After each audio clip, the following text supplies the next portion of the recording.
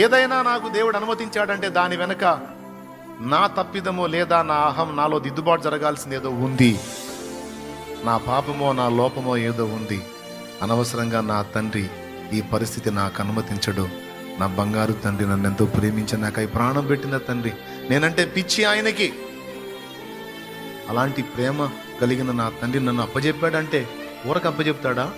ఏదో నచ్చలా నాలో అవి వదలగొట్టడానికి, నన్ను సరిచేయటానికి, నా మేలు కోరి నన్ను ఈ బాధల్లో నలుపుతున్నాడు. ఆయనకే స్తుతి కలుగును గాక. అనునాయన అన్నాయన అన్నాయన అన్నాయన ఆయనకే అనుమా అనరా అంతల్లి, ఆయనకే స్తుతి కలుగును గాక. ఆయనకే. నా తండ్రిని నేను విమర్శించను, నా తండ్రిని నేను నిందించను.